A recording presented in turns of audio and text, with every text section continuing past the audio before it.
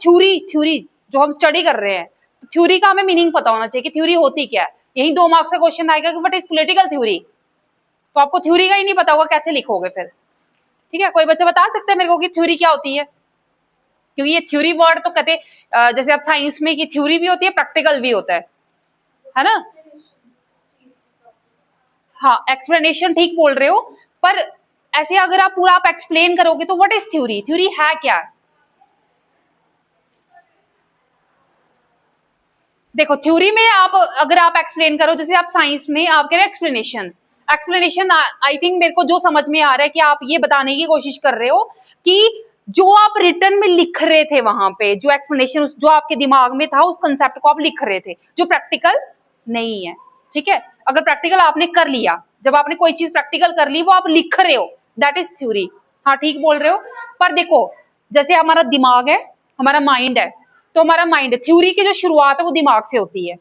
दिमाग में क्या होता है, हमारे दिमाग का क्या काम है? हमारा दिमाग क्या काम करता है? सिग्नल्स तो देता ही है बेटा, लेकिन मतलब क्या, अगर दिमाग नहीं होगा तो फिर क्या होगा? समझ नहीं आएगा, है ना? मतलब हमारे दिमाग में सोच विचार नहीं होगा, मतलब हमारी बॉडी में सोच विचार नहीं होगा। ठीक है, तो माइंड है वो क्या काम कर रहा है? आइडियाज दे रहा है, सोच रहा है।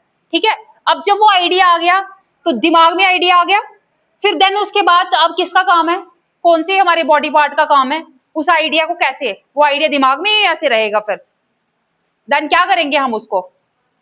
मैंने आपको बोला कि ठीक है, सबसे पहले जब थ्योरी को हम एक्सप्लेन कर रहे हैं तो फर्स्ट ऑफ ऑल यहाँ पे हम माइंड के बारे में बात करेंगे कि माइंड में आता है आइडिया। ठीक है, अब आइडिया आ गया तो उसके बाद नेक्स्ट क्या होगा? माइंड के बाद क्या होगा? समझाएंगे, उसको एनालाइज करेंगे, लेकिन कैसे? कैसे? दिमाग खुद तो ना समझाएगा, उसको एक्सप्लेन करना है, उसको कैसे? तो फिर हाथ हमारे काम कर रहे हैं ना, मतलब आप कह रहे हो कि अपने आइडिया को हम एक्सप्रेस करेंगे। ठीक है, तो माइंड में जो आइडिया आ रहा है देन उस आइडिया को हम करेंगे एक्सप्रेस। तो आपने बोला कि मैम हम लिख के एक्सप्रेस करेंगे, इट्स मीन उस आइडिया को आप रिटर्न में एक्सप्रेस कर रहे हो, मतलब कि एक मीडियम हो गया कि आपका यहाँ पे हाथ काम कर रहा है। ठीक है, और देन एक्सप्रेशन का एक और जरिया होता है, एक और मीडियम होता है, कैसे? जो चीज मेरे हाँ समझा रहे हैं, तो वो कैसे समझा रहे हैं? मुंह से बोल के, है ना? तो एक्सप्रेशन हम वर्ड्स के थ्रू क्या करते हैं? एक्सप्रेशन एक तो हम लिख के बताते हैं और दूसरा हम बोल के बता रहे हैं, मतलब वर्ड्स के थ्रू। ठीक है, अब क्या हुआ कि मेरे दिमाग में आइडिया आया, मैंने उन आइडियाज को एक्सप्रेस किया इन दी फॉर्म ऑफ रिटन या फिर बोल के, वर्ड्स के थ्रू। ठीक है, अब समझ आ गया?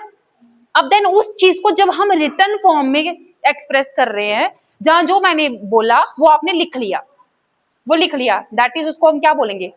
थ्योरी। वो क्या है? थ्योरी। अब समझ में आया? इजी था, हमें पता था, जस्ट क्या था कि अभी जैसे आप आंसर लिखोगे व्हाट इज पॉलिटिकल थ्योरी, तो उसको आप कैसे लिखोगे? आपके पास एक्सप्लेनेशन नहीं है, पर अभी आपको पता है कि पॉलिटिकल थ्योरी होती क्या है। ठीक है, थ्योरी आपको पता है कि थ्योरी क्या होती है। ठीक है, देन उन वर्ड्स को हम क्या कर रहे हैं, मतलब कि आइडिया आया, आइडिया के बाद हमने उसको एक्सप्रेस किया और फिर प्रॉपर हमने उसको लिख लिया। ठीक है, जो हमने बोला या फिर लिखा उसको प्रॉपर हमने एक डॉक्यूमेंट की शेप दे दी, एक बुक की शेप दे दी, एक फाइल की शेप दे दी, तो वो क्या होगी? थ्योरी। क्लियर? तो ये इसमें आपने किसको पढ़ना है? थ्योरी को पढ़ना है। कौन सी theory? That is related to politics. ठीक है, अगर थ्योरी नहीं होगी तो फिर हमने ये पॉलिटिकल थ्योरी को क्यों पढ़ना है? What's the reason behind it? हम ये बुक क्यों पढ़ रहे हैं? थ्योरी जरूरी नहीं है, प्रैक्टिकल ही जरूरी है, तो फिर हम थ्योरी क्यों पढ़ रहे हैं? इवन की साइंस है वहां पे भी हम प्रैक्टिकल करते हैं, लेकिन थ्योरी भी स्टडी करते हैं हम। तो थ्योरी में होता क्या है? अब ये जो था, ये आइडिया किसके दिमाग में आया था? ये आइडिया किसके दिमाग में आया था? किसी जानवर के दिमाग में आइडिया आता है? एक इंसान के दिमाग में आता है ना? तो एक पर्सन के दिमाग में आया था, लेकिन जो कॉमन सिटीजन है उसके बारे में तो हम किसी भी जगह पढ़ते नहीं है, किसी भी जगह हम स्टडी नहीं करते हैं। लेकिन वो कौन सा पर्सन था? थोड़ा इंटेलिजेंट था, थोड़ा उसको अवेयरनेस थी, जिनको हम स्पेशल साइंटिस्ट, सोशल साइंटिस्ट करके बोलते हैं। जैसे हमारे कौन कौन, महात्मा गांधी हो गए, ठीक है, हम कार्ल मार्क्स को स्टडी कर रहे हैं, और नाम बोलो, जैसे एरिस्टोटल हो गया, रूसो हो गया, मोंटेस्क्यू हो गया, ये सारे कौन है, ये सोशल साइंटिस्ट है, ठीक है। अब सोशल साइंटिस्ट है, अब ये मत सोचो कि हम साइंस नहीं पढ़ रहे, ये भी साइंस है, लेकिन हम इसमें स्टडी सोसाइटी को कर रहे हैं। सोसाइटी, इसमें लैब कहाँ है, सोसाइटी पूरी लैब है, ठीक है। तो इसमें जो मेन पर्सन्स थे, मेन पर्सनालिटीज हैं, जो मेन सोशल साइंटिस्ट हैं, उनके दिमाग में आइडियाज आए थे। अगर हमने पूरे सिस्टम को स्टडी करना है, ऐसे ही थोड़ा ना एक दिन में सोसाइटी चल पड़ती है, ऐसे ही थोड़ा ना पॉलिटिक्स पॉसिबल है। वो जो हमारे दिमाग में पॉलिटिक्स के बारे में कंसेप्ट था, उस चीज को निकाल देना, वो बड़ा ऐसे नैरो सा कंसेप्ट है कि पॉलिटिक्स में नहीं जाना, ये नहीं जाना। एक कोई भी इंसान हमारी सोसाइटी का पॉलिटिक्स के बिना तो हम अच्छे से सर्वाइव ही नहीं कर पाएंगे, क्योंकि पॉलिटिक्स एक सिस्टम है सोसाइटी को चलाने के लिए, ठीक है। अब क्या है कि सोसाइटी चलेगी कैसे, जो पास्ट में चलता आया है, जो सिस्टम, कॉन्स्टिट्यूशन हमारा लिखा था 1950 में, कंप्लीट जो है एनफोर्स्ड हो गया था, तो तब से लेके आज तक वही कॉन्स्टिट्यूशन चल रहा है। उसमें main time, according to time हमने अमेंडमेंट्स की, लेकिन कॉन्स्टिट्यूशन तो वही चल रहा है ना। तो वो कैसे है constitution, in the form of theory. अगर वो लिखा ही नहीं होता, डॉक्टर BR अम्बेडकर ने प्रॉपर उसको वैसे इतनी मेहनत ही नहीं की होती, बाकी जो मेंबर्स थे उन्होंने इतनी मेहनत ही नहीं की होती, वो थ्योरी होती नहीं, तो फिर कैसे चलता, देश चलता। तो इसलिए पॉलिटिकल थ्योरी को स्टडी करना जरूरी है, क्योंकि इसमें हम जितने भी इंपॉर्टेंट स्कॉलर्स हैं उनके आइडियाज को स्टडी करते हैं। हम हिटलर को स्टडी करते हैं, हम पंडित जवाहरलाल नेहरू को स्टडी करते हैं। पंडित जवाहरलाल नेहरू के बारे में जो थ्योरी में लिखा हुआ है, उनके आइडियाज लिखे हुए हैं, उनकी बुक्स हैं, वो उसको हम फिर मोदी जी से कंपेयर करेंगे, देन हमें पता चलेगा कि क्या फर्क था उस टाइम पे, अभी में क्या बेस्ट हो सकता है। आने वाले जो नेक्स्ट PM होगा, उसको, उसके बारे में कैसे स्टडी करेंगे। मतलब वो पूरा जो सिस्टम है, थ्योरी होनी ही चाहिए। थ्योरी ही रिकॉर्ड है एक्चुअली, जहां से हमें सोसाइटी के बारे में पता चल रहा है, ठीक है। तो इसीलिए हमने पॉलिटिकल थ्योरी को स्टडी करना है, क्योंकि कॉन्स्टिट्यूशन भी क्या है, कॉन्स्टिट्यूशन कोई रोबोट थोड़ी ना है कि खड़े होकर बोलता है हाँ जी चलो जी फंडामेंटल राइट्स हैं, ऐसे बोलता है, ऐसे थोड़ा ना बोलता है। किताब है भाई, तो किताब क्या है, थ्योरी तो लिखी हुई है, ठीक है। अब क्या है कि आपका फर्स्ट चैप्टर यही है कि पॉलिटिकल थ्योरी एंड इंट्रोडक्शन, ठीक है। इसमें क्या है कि पॉलिटिकल थ्योरी की इंट्रोडक्शन है, तो इंट्रोडक्शन में क्या आ जाएगा कि पॉलिटिकल थ्योरी की इंट्रोडक्शन क्या होगी कि व्हाट इज पॉलिटिक्स, पॉलिटिक्स क्या होती है, हमें कैसे पता। अभी तो जब तक आप पॉलिटिकल साइंस नहीं पढ़ रहे थे, तब तक आप क्या सोच रहे थे कि पॉलिटिक्स क्या है।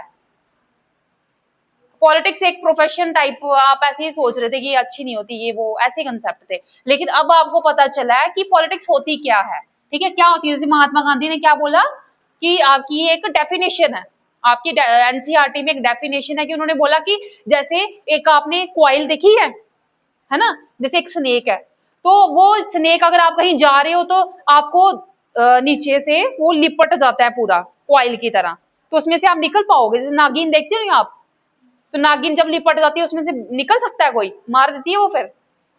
तो वैसे ही हर बंदा उस कॉइल में पूरा फंसा हुआ है, हर बंदा पॉलिटिक्स में फंसा हुआ है। वो कॉइल क्या है, पॉलिटिक्स। जन्म से लेके मृत्यु तक हमारा पॉलिटिक्स के अकॉर्डिंग ही सिस्टम चलता है, क्योंकि हर चीज, चाहे आप स्कूल की बात करते हो, आप हॉस्पिटल की बात करते हो, आप रोड्स की बात कर रहे हो, आप किसी भी चीज की बात करो, हर जगह पे क्या है, पॉलिटिक्स। क्योंकि मंत्री लोग, हमारा जो पूरा सिस्टम ही तो, हमारी एडमिनिस्ट्रेशन ही तो हर चीज को चला रही है। तो फिर हम कैसे बोलते ना जी मैं नहीं पढ़ सकता पॉलिटिक्स में। अरे तुम पॉलिटिक्स से दूर कब थे, ठीक है। कुछ भी घर में अगर मम्मी पापा की लड़ाई हो तभी भी गाली किसको पड़ती है, मंत्री को, है ना। हाँ, तो ये सारा सिस्टम है। इसमें पॉलिटिक्स क्या है और पॉलिटिकल साइंस क्या है, ठीक है। पॉलिटिकल साइंस क्या है, कोई फर्क है इन दोनों में। पॉलिटिक्स एक्चुअली एक सिस्टम है जो कि सोसाइटी को गवर्न करता है। पॉलिटिकल साइंस क्या है, एक बहुत बड़ा ब्रॉडर कंसेप्ट है जो प्रॉपर सोसाइटी जो है, सोसाइटी के बारे में स्टडी करेगा। इसमें बहुत अलग अलग एस्पेक्ट्स आ जाएंगे, ठीक है, क्योंकि ये प्रॉपर एक पॉलिटिकल साइंस है, ठीक है। ये आर्ट भी है, ये साइंस भी है, ठीक है। तो ये एक ब्रॉडर कंसेप्ट आ जाता है। पॉलिटिक्स जो है वो कंट्री टू कंट्री डिफरेंट हो सकती है। श्रीलंका की अपनी पॉलिटिक्स है, सिस्टम है ना, हर जगह का चलाने का अपना अपना सिस्टम है। अमेरिका की पॉलिटिक्स अलग है, और उसके बाद इंडिया की पॉलिटिक्स अलग है, अलग अलग है ना। लेकिन पॉलिटिकल साइंस जो है ऑल ओवर, क्योंकि ये यूनिवर्सल है। पॉलिटिकल साइंस कैसी है, यूनिवर्सल है, ठीक है। तो इस चैप्टर में आपने प्रॉपर यही चीजें स्टडी करनी है। जैसे आप ये पॉलिटिक्स और एक वर्ड आ जाता है पॉलिटी, ठीक है। अब बच्चे ये भी कहते हैं कि हम पॉलिटी पढ़ रहे हैं, हम पॉलिटिक्स पढ़ रहे हैं, हम पॉलिटिकल साइंस पढ़ रहे हैं, ठीक है। वो तो चलो ठीक है पढ़ रहे हो, लेकिन इनका अलग अपना अपना मीनिंग है। पॉलिटी जो आपने फर्स्ट बुक में स्टडी की, जो आपने इंस्टीट्यूशंस को स्टडी किया, आपने स्टेट को स्टडी किया, आपने फंडामेंटल राइट्स को स्टडी किया, आपने फंडामेंटल ड्यूटीज को स्टडी किया, कोई चीज जैसे ये इंस्टीट्यूट है पूरा, है ना। लेकिन आप बच्चे आ रहे हो, फिर प्रॉपर क्लासेस चल रही हैं, वहां का जो प्रोसेस चल रहा है दैट इज पॉलिटिक्स। जब इंस्टीट्यूट में पॉलिसीज बनेंगी, क्लासेस का शेड्यूल बनेगा, आपका टेस्ट होगा, आपके पेरेंट्स को बुलाया जाएगा, आपका पूरा जो सिस्टम चल रहा है, जो सिस्टम चल रहा है चलाने के लिए जो पॉलिसीज बनाई जा रही हैं, दैट इज पॉलिटिक्स। पॉलिटी क्या है? जो चीज रखी हुई है, जो इंस्टीट्यूशंस है, ठीक है। इंस्टीट्यूशंस में जब पॉलिसीज बनाई जाती हैं, नीतियां बनाई जाती है, देश में पॉलिसीज प्रोग्राम्स बनाए जाते हैं, नहीं तभी तो देश चलता है। तो वो किस में आ जाएगा? पॉलिटिक्स में। और जब हम पूरे यूनिवर्स की पॉलिटिक्स, पॉलिटी, हर चीज को स्टडी करेंगे, इंपॉर्टेंट स्कॉलर्स को स्टडी करेंगे, ठीक है, तो ये आ जाती है पॉलिटिकल साइंस, ठीक है। उसके बाद आपका नेक्स्ट चैप्टर आ जाता है, प्रॉपर ये फिलॉसफी है पूरी, ठीक है। अब फ्रीडम, फ्रीडम क्या है? आजादी। कौन सी आजादी? एक वर्ड आपने सुना होगा, लिबर्टी। कुछ कुछ बुक्स में आपको लिबर्टी चैप्टर मिलेगा, कई बुक्स में आपको फ्रीडम चैप्टर मिलेगा। दोनों को मतलब आजादी ही है, लेकिन इनमें डिफरेंस क्या है?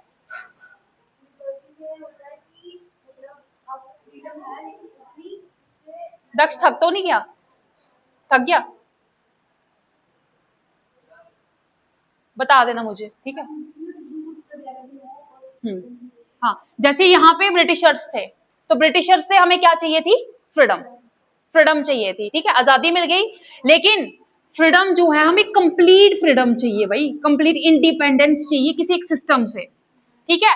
अब कंप्लीट फ्रीडम जो है वो सोसाइटी के लिए अच्छी नहीं होती है, तो जब हम उसको कुछ रिस्ट्रिक्शंस के साथ, अब हमें आजादी तो है, जैसे आपने आर्टिकल कौन सा पढ़ा था फ्रीडम से रिलेटेड? आर्टिकल 19। आर्टिकल 19 के जो आपने क्लॉजेस को स्टडी किया, तो हर क्लॉज के साथ क्या आ रहा था? आर्टिकल 19 1B, ठीक है। क्या था उसमें लिखा हुआ? Reasonable grounds of restrictions, reasonable ground of restrictions. आपके पास फ्रीडम तो है, लेकिन वो कैसे है? रीजनेबल ग्राउंड ऑफ रिस्ट्रिक्शंस के साथ। सॉरी, आर्टिकल 19(2) था, ठीक है। रीजनेबल ग्राउंड्स ऑफ रिस्ट्रिक्शंस की, ठीक है, आप ये चीज करो, लेकिन उसके साथ साथ रिस्ट्रिक्शंस भी आएंगी। रिस्ट्रिक्शंस क्यों है? क्योंकि अभी ये उठ के बोलेगी कि मेरे पास आजादी है, मैं इसको थप्पड़ लगा दूंगी, नहीं, मैं कुछ भी बाहर जाके गालियां निकालूंगी, तो वैसा नहीं तुम कर सकती हो, क्योंकि कुछ रिस्ट्रिक्शंस भी हैं, ठीक है, क्योंकि दूसरे की भी फ्रीडम है, ठीक है। यही फ्रीडम्स जब फ्रीडम रूल एंड रेगुलेशंस के साथ आती है, दैट इज लिबर्टी, क्लियर। उसके बाद नेक्स्ट है इक्वालिटी, ठीक है। इक्वालिटी चैप्टर है, तो इसमें हमने ये पढ़ना है कि कौन कौन से अलग अलग डायमेंशन है इक्वालिटी के, और इक्वालिटी चैप्टर पढ़ने के बाद आपको ये चीज क्लियर हो जाएगी। जैसे आपने क्या पढ़ा था? आपने फर्स्ट जो आपका फंडामेंटल राइट था, आर्टिकल 14 to 18 में क्या स्टडी किया था? वहां से एक कंसेप्ट निकल के आया था, protective discrimination, protective discrimination. Then हमें ये चीज समझ में आई थी कि आर्टिकल 14 to 18 जब हमने स्टडी किए, यहाँ पे आर्टिकल्स जोड़ते जाना है। आपने ये तो ना कि थ्योरी पढ़ रहे हैं तो नहीं, वो चीजें अब आपने इंटरलेट करके लिखनी है, ठीक है। ये कंसेप्ट आप पढ़ चुके हो, ठीक है। अब क्या इसमें हमें ये चीज समझ आई थी कि इक्वालिटी कभी इक्वालिटी होती नहीं है, क्योंकि सोसाइटी में ये लेवल्स हैं। जब इन लेवल्स को हमने बिल्कुल इक्वल करना है, तो हमें यहाँ पे क्या करना पड़ेगा?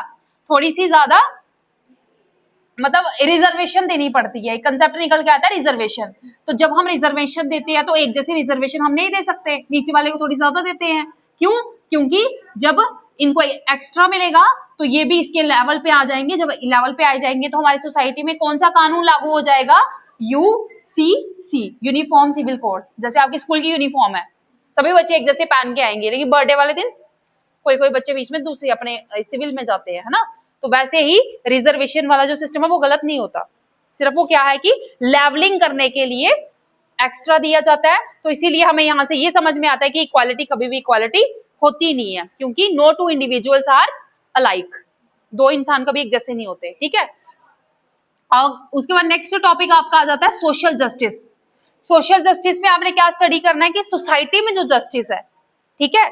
अब जस्टिस जो शब्द है, जस्टिस की हमें कब, जब तक आपके साथ कुछ गलत नहीं होगा, जब तक आपके साथ कुछ डिस्क्रिमिनेशन नहीं होगा, जब तक आपके साथ कुछ इनजस्टिस नहीं होगा, तो आपको जस्टिस का पता ही नहीं चलेगा। गलत होना जरूरी है तो सही का पता चलेगा। आप जस्टिस क्यों मांगोगे, कुछ गलत हो रहा है और गलत ही नहीं होगा तो आप जस्टिस क्यों मांगोगे।